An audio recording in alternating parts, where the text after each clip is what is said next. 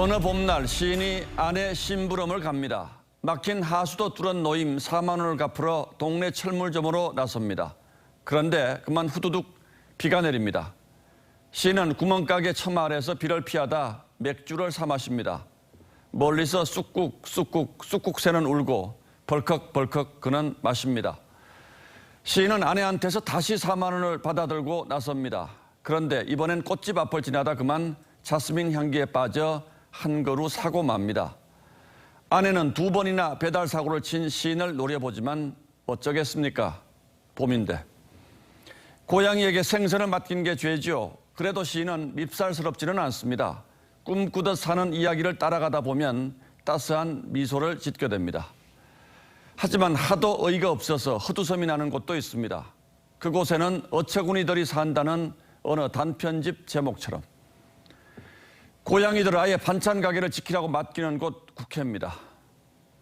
서울시장에 출마하느라 사퇴한 김진애 의원의 금배지를 김의겸 전 청와대 대변인이 물려받습니다.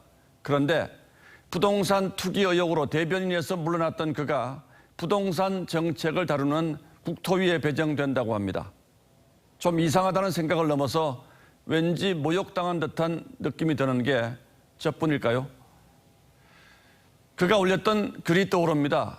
문재인 정부가 성공하려면 부동산 안정이 필수적이고 그러려면 국민이 정부의 부동산 정책을 믿어줘야 합니다. 그런데 그의 국토위 활동이 정책 신뢰에 얼마나 도움이 될지는 모르겠습니다. 당장 LH 국정감사를 하고 투기꾼들을 꾸짖어야 할 텐데 그 모습은 또 국민들에게 어떻게 비칠까요?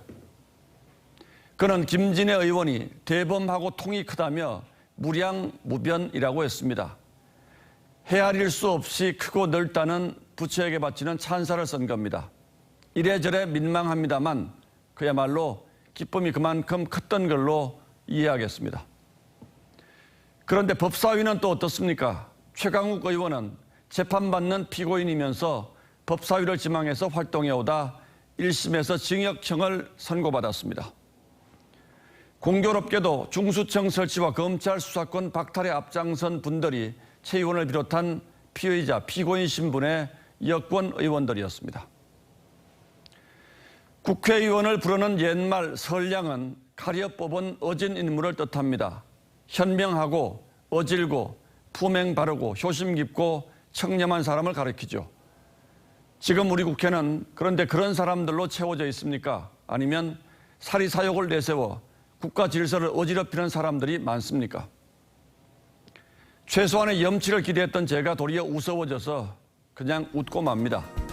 3월 25일 앵커의 시선은 그냥 웃지요 였습니다.